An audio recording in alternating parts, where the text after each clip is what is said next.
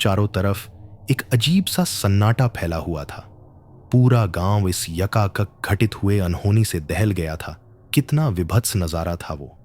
देखते ही रूह कांप उठती थी। गांव के सरपंच तेजबली सिंह के घर के बाहर भीड़ बढ़ती ही जा रही थी। धीरे धीरे गांव के लगभग सारे आदमी जमा हो चुके थे। जो भी उस शरीर को एक बार देखता उसकी चीख निकल जाती। वैसे शरीर तो बस नाम का ही था। दोनों हाथ पैर अलग अलग थे, जिनकी उंगलियां नदारद थीं। मुंडी धड़ से अलग होकर दूर पड़ी थीं। पेट से अंतड़ियां बाहर निकल बिज बजा रही थी। खोपड़ी में जगह जगह से खून निकलकर जम चुका था। चेहरा पूरा काला हो चुका था। कान का अता पता ही नहीं था और आंखों की जगह पर मांस के लोथड़े लटके हुए थे। कुल मिलाकर ऐसा लग रहा था जैसे शरीर को अभी अभी किसी कसाई खाने से लाया गया हो। और उस पर भी हजारों मक्खियों का उन अंगों से चिपकना मंजर को और भी विभत्स बना रहा था। कितना भला आदमी था बेचारा, नाहक ही मारा गया। उसी भीड़ में दो बुजुर्ग आदमी बात कर रहे थे।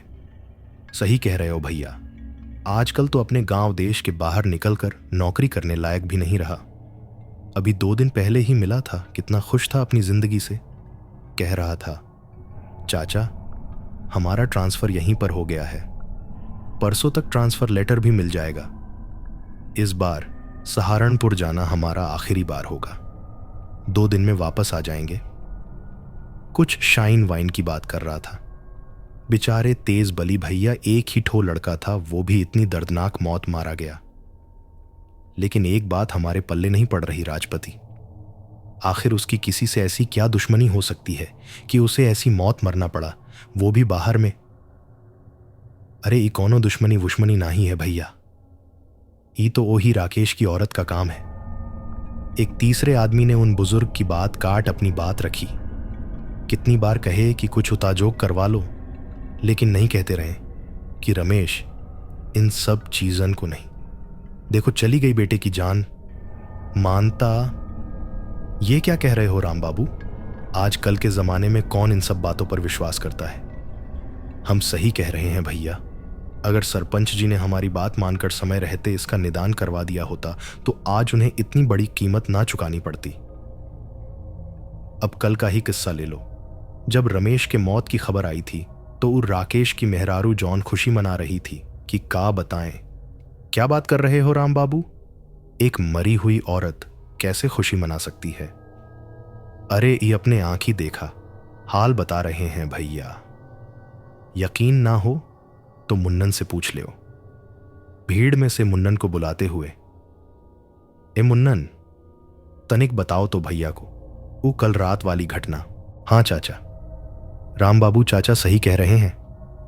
कल रात जैसे ही रमेश भैया के मरने की खबर आई वैसे ही हमारे घर के छत पर तांडव शुरू हो गया। इधर रोवाई पिटाई जोरों पर मची थी और उधर पूरा घर खटखट फटफट के विचित्र आवाज से गूंज रहा था। ऐसा लग रहा था जैसे कोई पत्थर फेंक रहा हो। ध्यान लगाने पर पता चला कि वो आवाज छत पर से आ रही थी, लेकिन छत पर अकेले जाकर देखने की हिम्मत नहीं हो रही थी। पता करना भी जरूरी था कि आखिर छत पर यह पत्थर कौन फेंक रहा है। कोई युक्ति न सूझने पर हम 6-7 लोगों को राजी किए, जिनमें राम बाबू चाचा भी थे, और पहुंच गए छत पर। वहां जाकर देखे तो कोई नहीं था। चारों तरफ झांक कर चेक भी कर लिए, लेकिन कोई नहीं दिखा। हम सब नीचे आ गए। जैसे ही हम सब नीचे आए फिर से वही आवाज। हम लोग फिर दौड़कर छत पर गए, लेकिन सब जस का तस। उसके बाद हम लोग नीचे आने के लिए अब भी मुश्किल से 3-4 सीढ़ी ही उतरे होंगे कि कानों में जोर जोर से घुंघरुओं की आवाज आने लगी। ऐसा लग रहा था जैसे कोई नाच रहा हो। फिर तो हम लोग ऐसा भागे कि दोबारा जाकर देखने की हिम्मत ही ना पड़ी। ये सब धड़ाम धुड़म छन छुन का किस्सा रात भर चला है चाचा। दिनकर बब्बा कह रहे थे कि वो अपने कुनबा में एक और आदमी के शामिल हो जाने का खुशी मना रही थी। आज सवेरे 5 बजे जब रमेश भैया की मिट्टी आई है तब जाकर वो तांडव बंद हुआ है। उस घटना को गुजरे 1 साल का समय हो चला था। बाहर के लोगों के लिए ये एक कहानी बनकर रह गई थी और घर के लोग धीरे धीरे भूलने की कोशिश में लगे थे। बन्नो तेरी अखियां सुरमेदानी गीत पर ढोलक की थाप गीत का आनंद दोगुना कर रहे थे। मेहंदी लगे हाथों में गुड़िया लजाई सी। ढेर सारी औरतों से घिरी बैठी थी। आज सरपंच जी के बेटी की मेहंदी की रस्म निभाई जा रही थी, जिसमें आस पड़ोस की सारी औरतें शामिल हुई थीं। सरपंच तेजबली का परिवार 3 भाइयों का एक संयुक्त परिवार था। तेजबली अपने भाइयों में सबसे बड़े और गांव के इज्जतदार लोगों में एक थे। उनका रुतबा, उनकी हैसियत गांव के कुछ चुनिंदा लोगों में एक थी। यही वजह था कि उन्हें गांव का सरपंच बनाया गया था।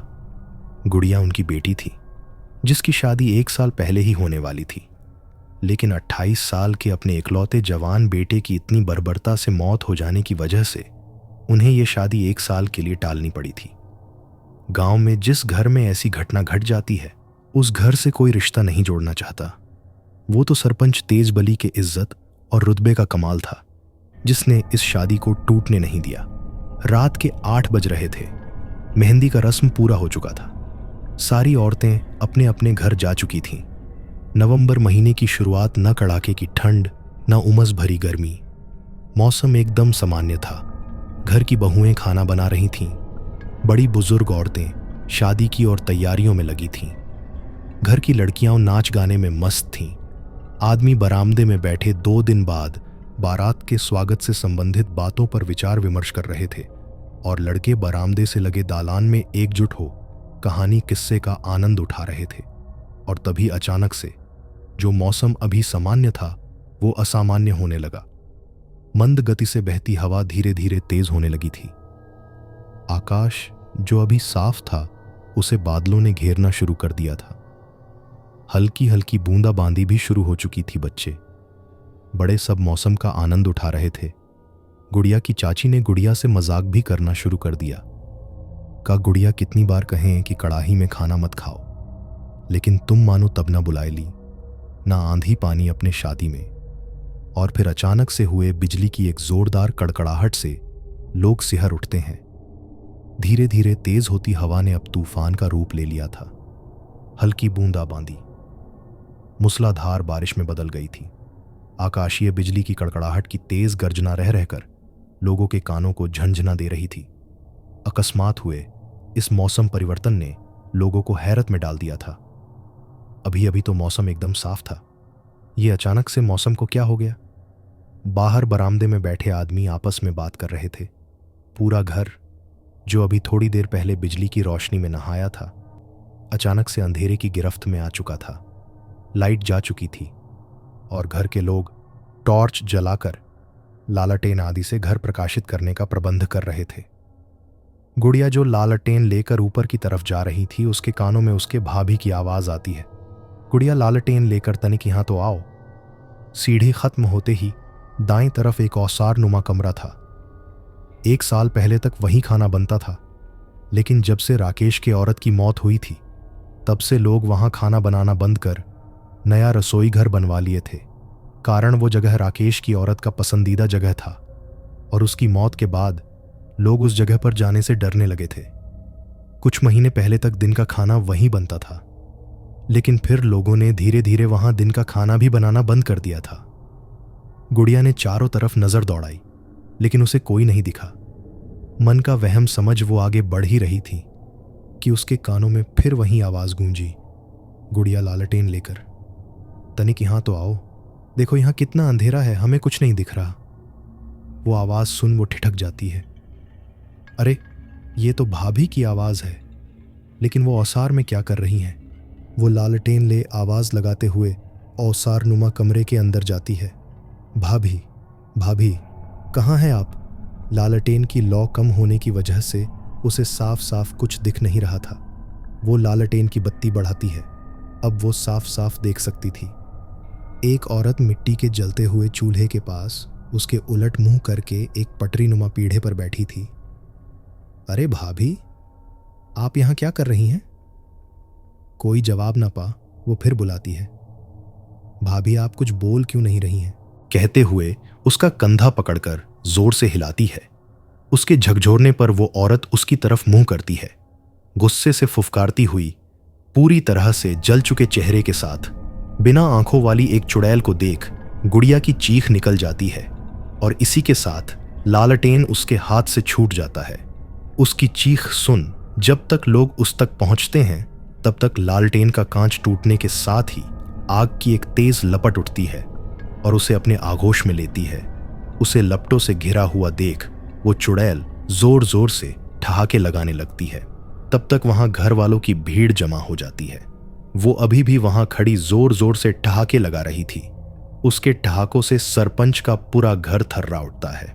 इतने भयानक दृश्य को देख वहां खड़े लोगों की चीख निकल जाती है और फिर देखते ही देखते वो गायब हो जाती है।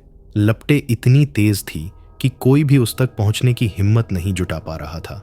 जब तक लोग कुछ इंतजाम करते तब तक गुड़िया की यह लीला समाप्त हो चुकी थी। लाइट आ चुकी थी, पानी तूफान सब बंद हो चुका था। मौसम पहले की तरह शांत और सामान्य हो चुका था। कुछ देर पहले जिस घर में शादी के मंगल गीत गाए जा रहे थे उस घर में अब मातम पसर चुका था। सरपंच तेजबली के घर के बाहर एक बार फिर से लोगों का जमावड़ा लगा हुआ था। जिसने भी एक रात पहले घटित ये वाली घटना सुनी उसके लिए अपने कानों पर विश्वास करना मुश्किल हो रहा था। घर के अंदर से आती रोने धोने की आवाज से लोगों का कलेजा फटा जा रहा था। यह तीसरा कांड है सरपंच जी के घर में। हमें नहीं लगता कि वो किसी को छोड़ेगी। उस भीड़ में से किसी ने कहा, सही कह रहे हो भैया, 1.5 साल के अंदर एक ही परिवार में 3 मौत होना बड़ी चिंता का विषय है। सरपंच जी का तो पूरा परिवार ही बिलट गया। लेकिन एक बात नहीं समझ में आ रही है कि वो अपने ही परिवार के पीछे क्यों पड़ी है। भला सरपंच जी से उसकी क्या दुश्मनी हो सकती है? जिनको उसने मारा वो चचेरे थे तो क्या थे, तो उसके अपने। कह तो तुम बिल्कुल सही रहे हो भैया। जरूर कोई ऐसा राज है जो हम में से कोई नहीं जानता। हमें तो ये डर है कि अगर सरपंच जी ने जल्द ही इसका कोई ठोस उपाय नहीं किया तो एक दिन वो इनके पूरे खानदान का विनाश ना कर दे। अब तो वो और शक्तिशाली हो चुकी होगी, अपने साथ 2 और को जो मिला लिया है। मिट्टी जा चुकी थी। सब अपनी अपनी सहानुभूति, अपनी अपनी राय प्रकट कर अपने घर की ओर निकल लिए थे। इस घटना से तेजबली सिंह जी का पूरा परिवार डर गया था। सबके मन में दहशत घर कर गई थी। वो यही सोच सोच हलकान हुए जा रहे थे। ना जाने अब अगला नंबर किसका होगा। आप कुछ करते काहे नहीं? आखिर कब तक ये सब तमाशा चलता रहेगा? 2 बच्चे निगल गयूं हमारे। ना जाने अगला निशाना किसे बनाने की सोच रही होगी। तुम्हें याद है रमेश की माँ? जब रमेश मरा था तो हम एक तांत्रिक बुलाए थे और फिर कैसे उस तांत्रिक को अपनी जान से हाथ धोना पड़ गया था। ये इतना आसान नहीं है जितना तुम समझ रही हो। इसके लिए हमें किसी ऐसे की तलाश करनी होगी जो इससे भी ज्यादा शक्तिशाली हो और आसानी से इसे अपने काबू में कर सके। तुम बस थोड़ा धीरज धरो। कैसे धीरज धरे हम रमेश के बापू, जिसकी गोद उजड़ गई हो, जिसके 2 ठो फूल जैसे बच्चे 1 साल के अंदर इतनी दर्दनाक मौत मारे जा चुके हों, उसे आप धीरज रखने को कह रहे हैं। इन सब के जिम्मेदार आप हैं। आप ही ने हमारे 2 बच्चों की जान ली है। हम आपको कभी माफ नहीं करेंगे, कभी नहीं। गुड़िया की मौत को 2 दिन बीत चुके थे। रात 1 बजे का समय था। तेजबली का सारा परिवार गहरी नींद के आगोश में जा चुका था, लेकिन तेजबली की आंखों से नींद कोसों दूर थी। आखिर ऐसा क्या किया जाए कि राकेश की औरत के कोप से इस घर को निजात दिलाया जा सके। वो आंखें मूंदे तेजी से अपना दिमाग दौड़ा रहे थे कि तभी उनके कानों में मीठी लोरी की आवाज आती है, निंदिया आजा रे आजा, हमरे मुन्ने को सुला जा। ये तो वही लोरी है जो राकेश की औरत अपने बच्चे को सुलाते समय गाया करती थी। मतलब वो यहीं आसपास है और इसी के साथ उनकी आंख खुल जाती है। वो अपने चारों ओर देखते हैं लेकिन उन्हें कोई नहीं दिखता। थोड़ी देर बाद फिर वही आवाज, निंदिया आजा रे आजा, हमरे मुन्ने को सुला जा। और इस बार ये आवाज पहले की अपेक्षा कुछ तेज थी। उन्हें आभास होता है कि ये आवाज तो दालान से आ रही है। वो सहमे सहमे से दालान की तरफ देखते हैं। मध्यम रोशनी में उन्हें कुछ साफ साफ नहीं दिख रहा था। वो बगल में रखा अपना चश्मा पहनते हैं और फिर से उसी दालान की तरफ देखते हैं। अब उन्हें साफ साफ दिख रहा था। दालान में कोने की तरफ घूंघट की ओट में एक औरत अपने छोटे से बच्चे को लोरी गाकर सुला रही थी। ये देखते ही उनका कलेजा हलक में अटक जाता। वो देख रहे थे कुछ देर पहले जो अपने बच्चे को गोद में लिए लोरी गा रही थी। अब वो अपने बच्चे को जमीन पर लिटा धीरे धीरे उनकी तरफ बढ़ रही थी। वो उसे अपनी तरफ आता देख अपनी आंखों को कसकर भींच लेते हैं और अगले कुछ ही पल में वो अपने गले में किसी के हाथ का स्पर्श महसूस कर रहे थे। धीरे धीरे वो स्पर्श पकड़ में तब्दील हो गई। वो चीखना चाह रहे थे, लेकिन उनकी आवाज उनके गले से बाहर नहीं निकल रही थी। उसकी पकड़ तेज हो चुकी थी और वो उस पकड़ से अपने को आजाद करने की भरसक कोशिश में लगे हुए थे। उनके गले पर उसके हाथों की पकड़ तेज और तेज होती जा रही थी और तभी चारपाई की चरर चरर का शोर सुन वहीं बगल में लेटे उनके भाई रामबली की आंख खुल जाती है। ये भैया की चारपाई इतनी आवाज क्यों कर रही है? सोचते हुए वो तेज बली की तरफ अपना मुंह घुमाते हैं और फिर जो दृश्य उनकी आंखों के सामने था कि उसे देख उनकी घिघी बंध जाती है।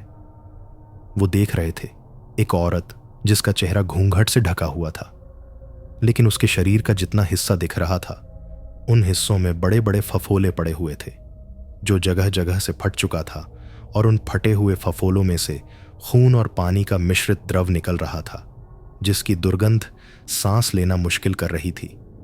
वो तेज बली सिंह के ऊपर झुकी हुई थी और उनका गला पूरी ताकत के साथ दबाती जा रही थी।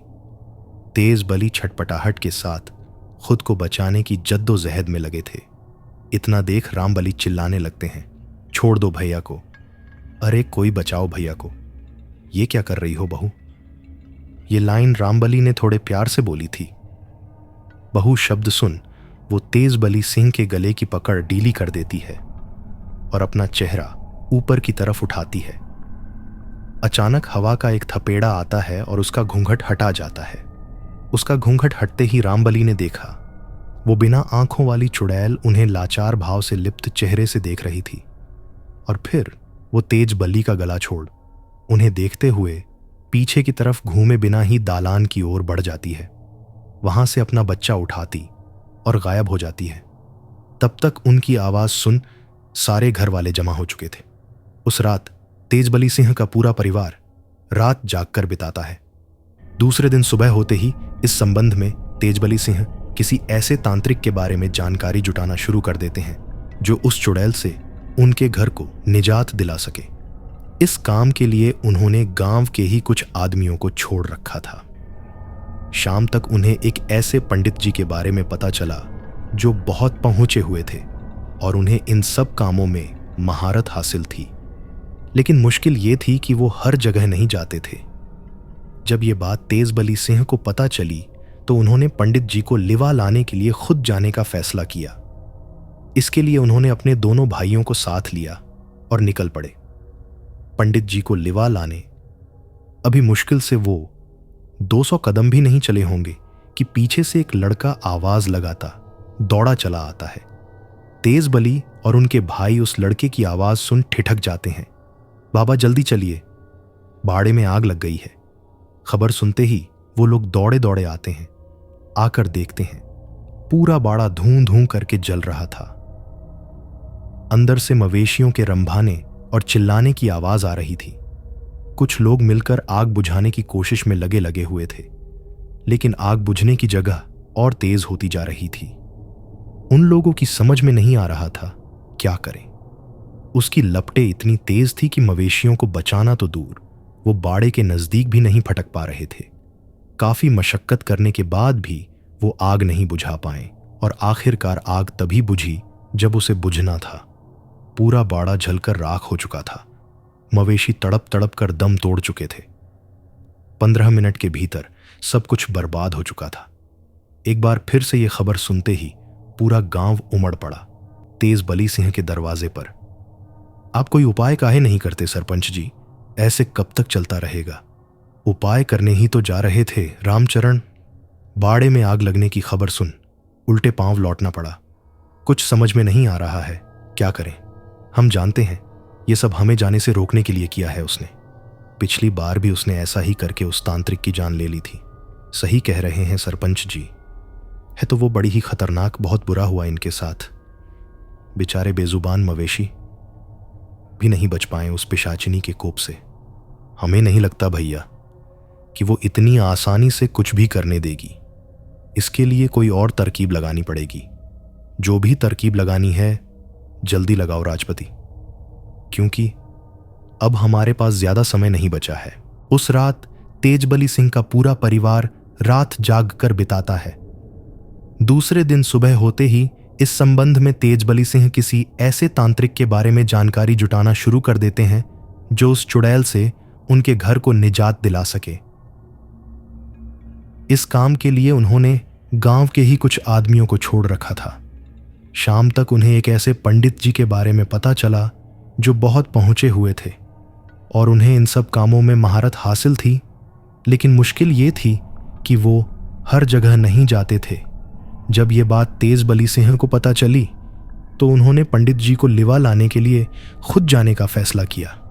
इसके लिए उन्होंने अपने दोनों भाइयों को साथ लिया और निकल पड़े पंडित जी को लिवा लाने। अभी मुश्किल से वो 200 कदम भी नहीं चले होंगे कि पीछे से एक लड़का आवाज लगाता दौड़ा चला आता है। तेजबली और उनके भाई उस लड़के की आवाज सुन ठिठक जाते हैं। बाबा जल्दी चलिए, बाड़े में आग लग गई है। खबर सुनते ही वो लोग दौड़े दौड़े आते हैं। आकर देखते हैं पूरा बाड़ा धूं धूं करके जल रहा था। अंदर से मवेशियों के रंभाने और चिल्लाने की आवाज आ रही थी। कुछ लोग मिलकर आग बुझाने की कोशिश में लगे हुए थे, लेकिन आग बुझने की जगह और तेज होती जा रही थी। उन लोगों की समझ में नहीं आ रहा था क्या करें। उसकी लपटें इतनी तेज थी कि मवेशियों को बचाना तो दूर, वो बाड़े के नजदीक भी नहीं फटक पा रहे थे। काफी मशक्कत करने के बाद भी वो आग नहीं बुझा पाए और आखिरकार आग तभी बुझी जब उसे बुझना था। पूरा बाड़ा जलकर राख हो चुका था। मवेशी तड़प तड़प कर दम तोड़ चुके थे। 15 मिनट के भीतर सब कुछ बर्बाद हो चुका था। एक बार फिर से ये खबर सुनते ही पूरा गांव उमड़ पड़ा। तेजबली सिंह के दरवाजे पर, आप कोई उपाय काहे नहीं करते सरपंच जी? ऐसे कब तक चलता रहेगा? उपाय करने ही तो जा रहे थे रामचरण। बाड़े में आग लगने की खबर सुन उल्टे पांव लौटना पड़ा। कुछ समझ में नहीं आ रहा है क्या करें। हम जानते हैं ये सब हमें जाने से रोकने के लिए किया है उसने। पिछली बार भी उसने ऐसा ही करके उस तांत्रिक की जान ले ली थी। सही कह रहे हैं सरपंच जी। है तो वो बड़ी ही खतरनाक। बहुत बुरा हुआ इनके साथ।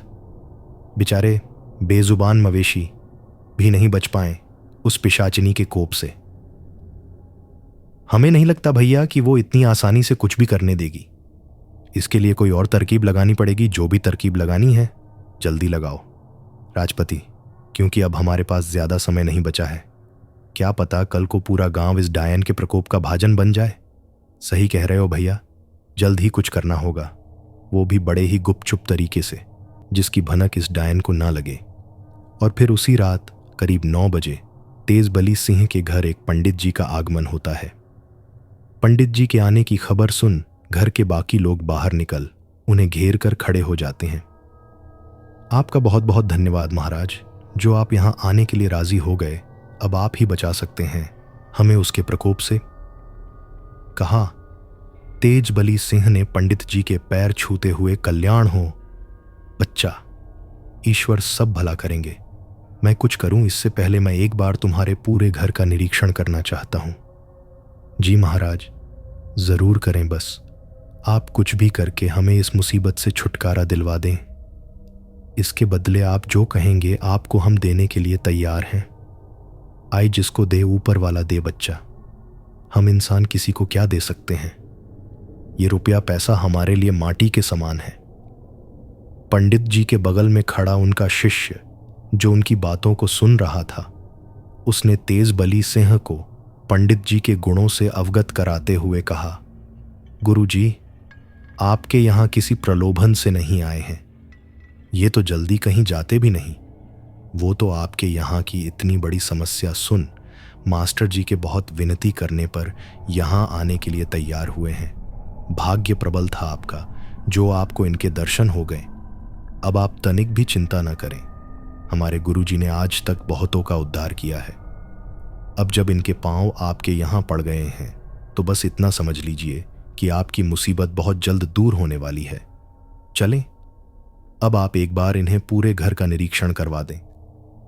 आइए महाराज, कहते हुए तेजबली सिंह पंडित जी को लेकर घर के मुख्य द्वार तक पहुंचते हैं। लेकिन भीतर जाने के लिए जैसे ही पंडित जी घर के मुख्य चौखट पर पांव रखते हैं, वैसे ही उन्हें जोर का झटका लगता है। अनुभव करते ही पंडित जी का पूरा शरीर सिहर उठता है। हर हर शंभू, हर हर शंभू।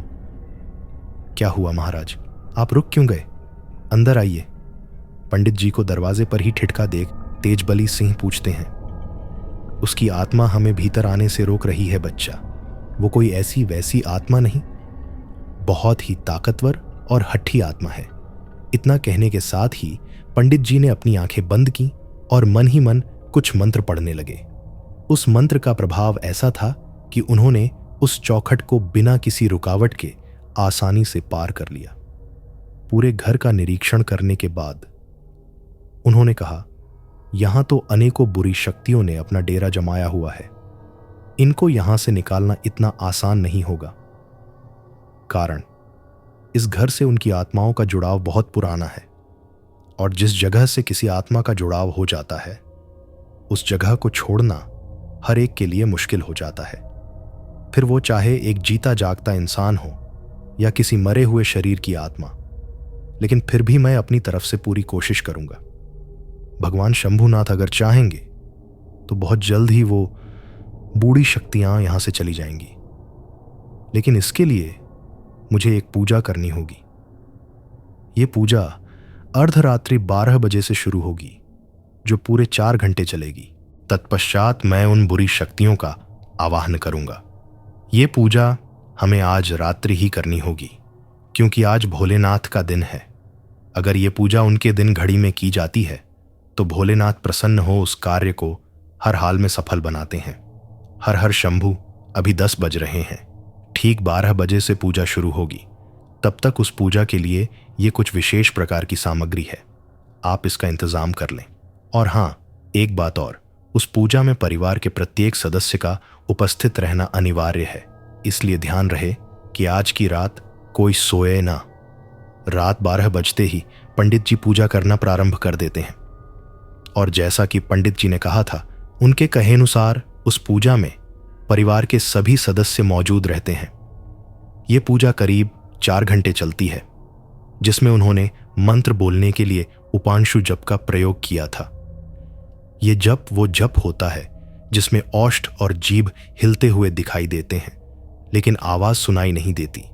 इस पूजा के दौरान घर के प्रत्येक सदस्य को हवन कुंड में बारी बारी से हवन सामग्री छोड़नी थी। पूजा समाप्त होते ही अब बारी थी उन बुरी शक्तियों के आवाहन करने की, जिसका आवाहन करने से पहले उन्होंने पूरे घर वालों को समझा दिया था कि चाहे कुछ भी हो जाए, तुम लोगों को ना ही डरना है और ना ही अपने स्थान से हटना है। इतना कहकर वो आवाहन की प्रक्रिया शुरू कर देते हैं। इसके लिए वो शाबर मंत्र का सहारा लेते हैं। इस मंत्र का लाभ ये है कि ये मंत्र और मंत्रों की अपेक्षा बहुत जल्दी सिद्ध होता है। ये एक तरह का वाचिक जप था। इस जप में ऊंचे स्वर और स्पष्ट शब्दों में मंत्र का उच्चारण करना होता है। वो मंत्रोच्चारण करना शुरू करते हैं। क्रीम क्रीम सदात्मने भूताय मम मित्र रूपेण सिद्धम कुरु कुरु क्रीम क्रीम फट स्वाहा। अभी उन्हें आवाहन करते 15 मिनट ही हुए होते हैं कि अचानक जोरों की हवा चलने लगती है। हवा इतनी तेज थी कि आंगन में रखा सारा सामान उड़ने लगता है।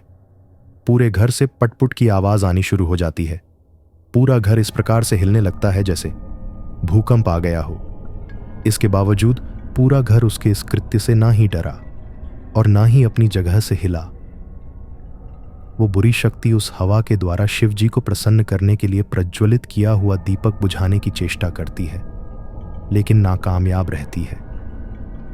पंडित जी जानते थे कि वो इस दौरान कुछ न कुछ विघ्न जरूर उत्पन्न करेगी, इसलिए उन्होंने इसका इंतजाम पहले से ही कर रखा था। उन्होंने उस पूरे स्थान के चारों ओर सुरक्षा घेरा बना दिया था, जिससे वो बुरी शक्ति कितने भी यत्न करने पर कोई अनिष्ट ना कर पाती।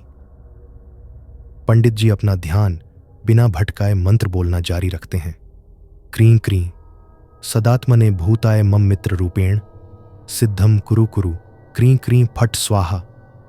और तभी वहां एक स्त्री के आकार की जलती हुई आकृति प्रकट होती है, जो उस मंत्र के प्रभाव से धीरे धीरे अपने असली रूप में आना शुरू करती है।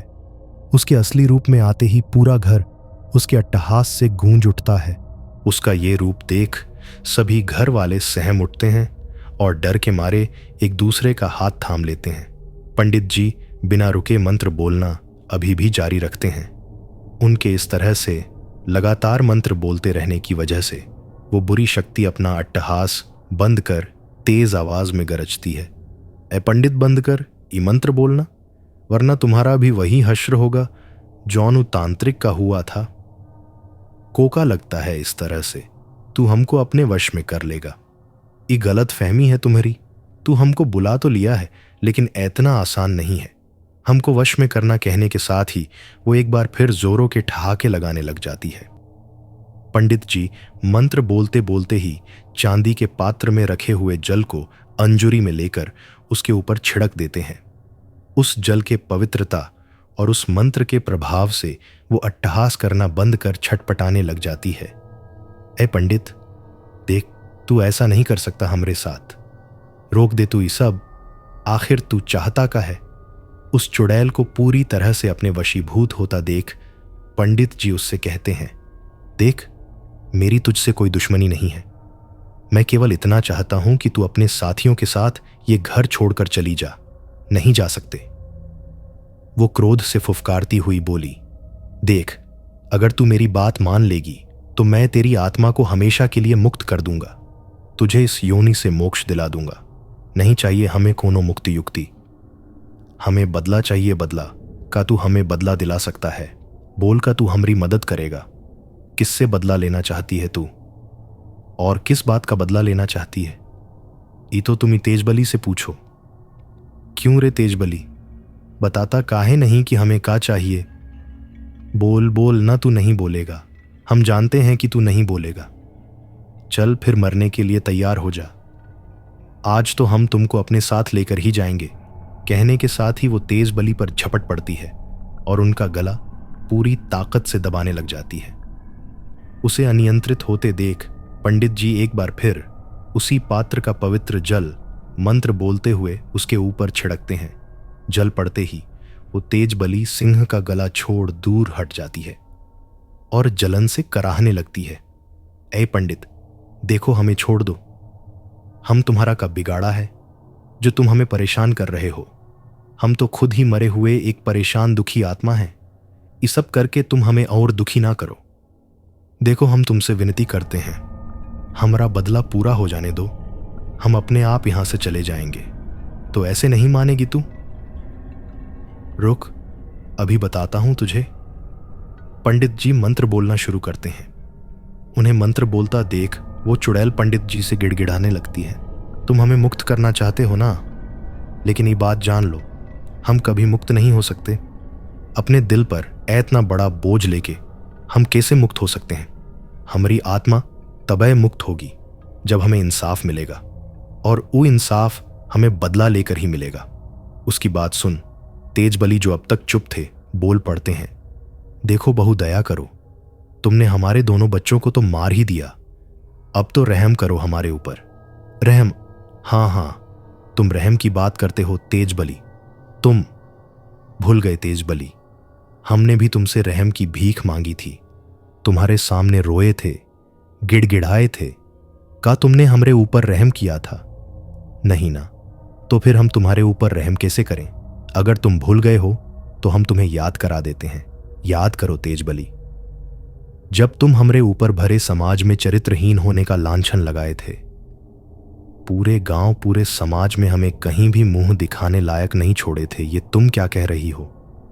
बहू, हमारे कुछ समझ में नहीं आ रहा है। तुम अपनी गलती भैया के ऊपर क्यों डाल रही हो? हम सबको पता है उस रात क्या हुआ था। आप सबको कुछ नहीं पता है बाबूजी, इसलिए आप हमरे बीच में ना ही आओ तो बढ़िया है। देखो बहू, जो कुछ हुआ वो मात्र एक संजोग था। इसमें किसी की कोई गलती नहीं है। तुम्हें क्या लगता है, क्या हम लोगों को तुम्हारे जाने का दुख नहीं है? देखो राकेश को, कैसे तुम्हारे और मुन्ने के जाने के बाद तुम लोगों के गम में पागल हो गया है। देखो अपनी अम्मा को, ऐसा एक दिन भी नहीं जाता जब वो तुम्हें और मुन्ने को याद ना करती हो। तुम जिससे बदला लेने की बात कर रही हो वो तुम्हारा परिवार है। राकेश, अब तुम ही समझाओ बहू को, शायद तुम्हारी बात समझ ले। राकेश, जिसका मानसिक संतुलन बिगड़ा हुआ था, वो रामबली की बात सुन उस चुड़ैल की आंखों में झांकने लगा, उन आंखों में जो आंखें थी ही नहीं, और इसी के साथ उसके मुंह से वो निकलता है जिसे सुन उस चुड़ैल की आत्मा द्रवित हो जाती है। रूपा, मेरी रूपा। राकेश के मुंह से अपना नाम सुन रूपा, जो अब चुड़ैल बन चुकी थी, उसके प्यार के वशीभूत हो उसकी आंखों में देखने लगती है, और देखते देखते ही वो जोर जोर से रोना शुरू कर देती है। हाँ बुआ, हम रूपा, तुम्हारी रूपा। रूपा, तुम हमें छोड़कर चली गई, काहे चली गई? हम बताएंगे, हम सब बताएंगे बुआ, लेकिन ऐसे नहीं। पूरे गांव को इकट्ठा करो, पंचायत लगाओ। हम फिर बताएंगे कि हम तुमसे इस तरह से दूर काहे हो गए। तेजबली सिंह रूपा के इस बात से सहमत नहीं थे, लेकिन अपने भाई रामबली के आगे उनका बस नहीं चलता। उसकी बातों का मान रखते हुए और उसके मुंह से सच्चाई सुनने के लिए पूरे गांव और साथ ही पंचों को भी ये खबर भिजवा दी जाती है कि सरपंच तेजबली के घर सबको एकत्रित होना है। सभी उत्सुक थे ये जानने को कि आखिर ऐसी कौन सी बात है जिसकी खातिर इतनी सुबह सुबह सरपंच जी ने हम लोगों को अपने घर पर बुलाया है। सबके एकत्रित हो जाने पर रूपा सबके सामने आती है। उसके इस रूप को देख उनमें से कुछ का तो डर के मारे हाथ पैर थरथराने लग जाता है, लेकिन इतनी भीड़ देखकर उनका वहां रुकने का साहस बना रहता है। रूपा बोलना शुरू करती है, देखिए आपको हमसे डरने की जरूरत नहीं है। हम यहां कोनो नुकसान पहुंचाने खातिर आप लोगन को नहीं बुलवाए हैं। हम तो खाली अपना बात रखने के लिए आप लोगन को यहां बुलवाए हैं। उहे बात जौन बात अपने जीते जी हम आप लोगन को नहीं बता पाए। बात 2 बरस पुरानी है। उस समय बुआ तुम परदेश में थे। वही समय बुआ जी की लड़की का शादी पड़ा था। सारा परिवार 3 दिन के लिए उस शादी में गया था, सिवाय बड़का बाबूजी जी, बड़का भैया और गुड़िया दीदी को छोड़कर हम नहीं गए थे। काहे कि उस समय मुन्ना छोटा था और हमारी तबीयत भी कुछ और ठीक नहीं थी। न दिन सब गए थे। वही रात की बात है, सब खाना पीना खा पी के सोने चले गए थे। हम भी अपना कमरा में बेधड़क सो रहे थे। रात के 1 बज रहा होगा कि तभी बाहर दरवाजे पर खटखट की आवाज़ सुन हमारी नींद खुल गई। हमें लगा दीदी होंगी। यही सोच हमने दरवाज़ा खोला। देखा तो सामने बड़का भैया खड़े थे, जो शायद अपने होश में नहीं थे। हम उनसे कुछ पूछते या कुछ समझने की कोशिश करते। एकरे पहले ही भैया हमको धकेलते हुए अंदर आ गए और अंदर से कुंडी बंद कर दिए। फिर कथा टूट पड़े। हमरे ऊपर भूखा भेड़िया के जिसे हम चिल्लाते रहे, उनसे अपने अस्मत की भीख मांगते रहे, उनको अपने और बुआ के रिश्ते की दुहाई देते रहे, लेकिन सब व्यर्थ। उनको नहीं समझना था और वो नहीं समझे। दुख ही बात का है कि गुड़िया दीदी, जिनका कमरा हमारा कमरा से सटा हुआ था, वो तक हमारी मदद करने नहीं आई, और जब आई तब तक बहुत देर हो चुकी थी। हम लुटे पिटे रोते हुए गए थे बाबूजी के पास, लेकिन इन्होंने हमारी एक ना सुनी। हम कहते रहे कि हम सच कह रहे हैं बाबूजी, हमारी बात का विश्वास कीजिए, लेकिन अपने बेटे को बचाने की खातिर इन्होंने उल्टा हमें ही चरित्रहीन और उल्टा करार दे दिया। हम भी चुप नहीं रहे। हमने भी कह दिया कि ये बात हम सबको बताएंगे। ये बात पर इन्होंने आश्वासन देकर सवेरे पंचायत बुला इंसाफ देने की बात कह हमें अपने कमरे में भेज दिया। हम कमरे में गए तो मुन्ना जग चुका था और भूख से रो रहा था। हम उसको गोदी में लेके चुप कराने में लगे थे कि तभी तीनों हमरे कमरे में घुस आए। गुड़िया दीदी के हाथ में मट्टी के तेल का गैलन था। जब तक हम कुनो माजरा समझते, तब तक आनन फानन में बड़का बाबूजी ने हमरा हाथ पकड़ा, बड़का भैया ने हमरा पैर, और गुड़िया दीदी ने हमरे ऊपर वो गैलन का पूरा तेल उड़ेल दिया। फिर ही तीनों निकल गए हमरे कमरा से, लेकिन जाते जाते दरवाजे से हमरे ऊपर माचिस का जलता तिली फेंक गए और बाहर से दरवाजे की कुंडी लगाते गए। हम रोते रहे, चिल्लाते रहे, कोई तो बचा लो हमें, अरे हमें ना सही, हमरे मुन्ना को तो बचा लो, हम कुनौ से कुछो नहीं कहेंगे, दया करके दरवाजा खोल दो। लेकिन इन्हें हमरे ऊपर तनिक भी दया नहीं आई। मट्टी का तेल की वजह से आग तेजी से हमरे पूरे शरीर में फैलता चला जा रहा था। हम दर्द से छटपटा रहे थे, कस कस के दरवाजा पिट रहे थे, लेकिन ये सब पत्थर दिल लोगन पर वो आवाज का कुनो असर नहीं हुआ।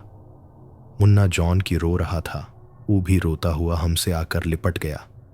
हम चाहकर भी अपने मुन्ना को बचा ना सके और फिर देखते देखते कुछ ही देर में हम और हमरा मुन्ना वो आग की लपट में जलकर स्वाहा हो गए। इस सब कांड करने और लोगन से अपने लड़का का घिनौना कृत्य छुपाने के चक्कर में तेजबली ये भी भूल गए कि वो दिन अंदर हमारा मुन्ना भी था, जो कि 3 बंद कमरा में हमरे साथ ही तड़प तड़प कर दम तोड़ दिया। कहते कहते उसकी आंखों से अश्रुधारा की एक तेज धार फूट पड़ती है। उसकी बातें सुन वहां उपस्थित ऐसा कोई भी व्यक्ति नहीं था जो रो ना पड़ा हो।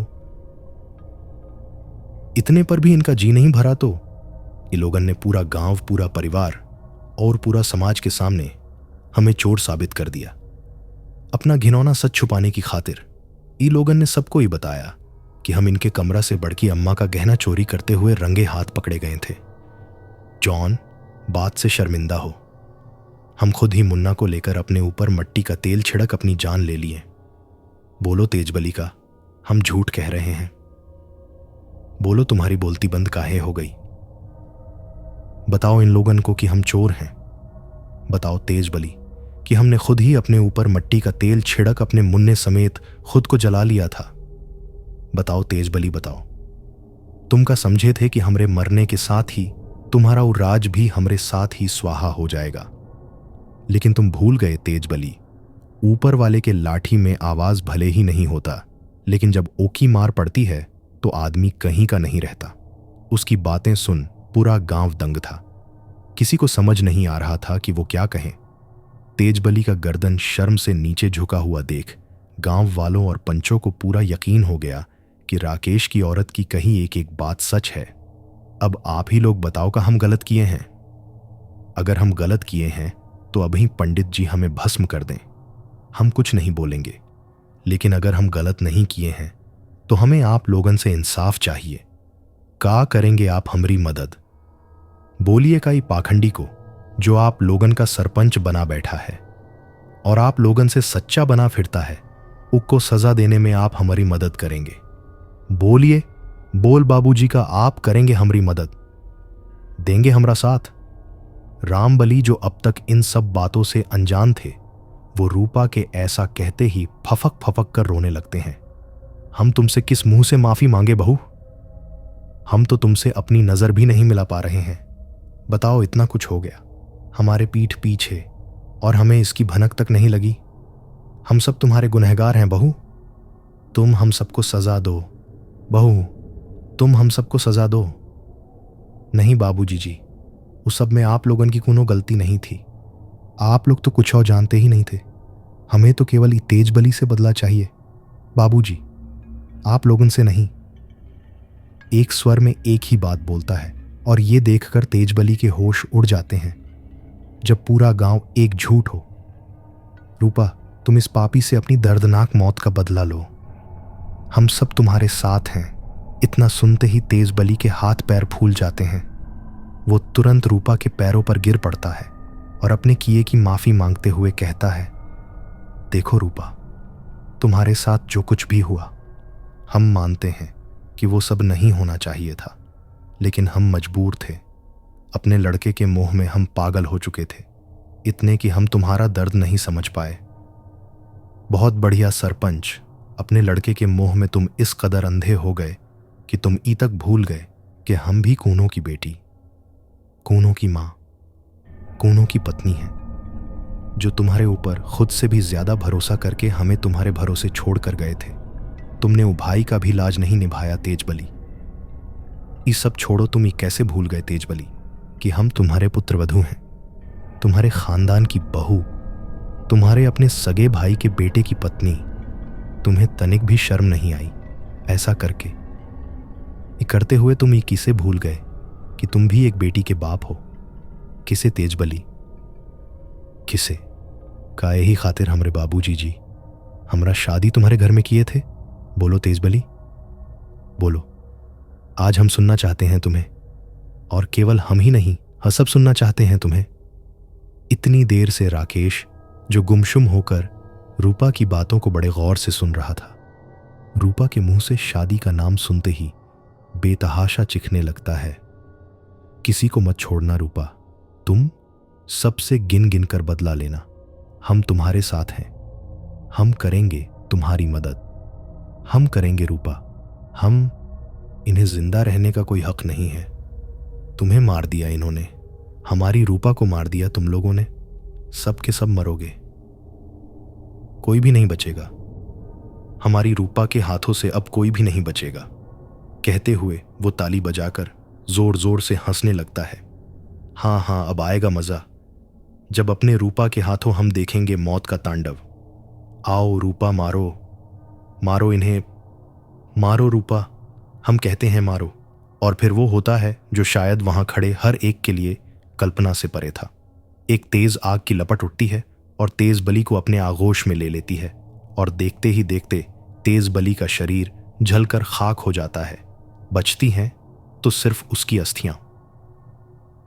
इसी के साथ गूंज उठता है पूरा वातावरण रूपा के अट्टहास से, और फिर कुछ ही देर में वहां इतनी शांति पसर जाती है कि लगता है जैसे कुछ हुआ ही ना हो। सबकी आंखों में आंसू थे, लेकिन वो आंसू तेज बली के जाने के गम में नहीं, बल्कि रूपा को इंसाफ मिलने की खुशी में थे। पंडित जी उसके मोक्ष का द्वार खोलते हुए उसकी आत्मा को मुक्ति धाम भेजने की तैयारी में लग जाते हैं, और उसके साथ ही उन सब आत्माओं को भी मुक्ति मिल जाती है जो उसके द्वारा मारे गए थे। एक दिव्य पुंज प्रकाशित होता है, सब उसमें लीन हो जाते हैं, और फिर वो पुंज प्रकाश धीरे धीरे जुगनू के मानिंद हवा में उड़ता हुआ शून्य में विलीन हो जाता है।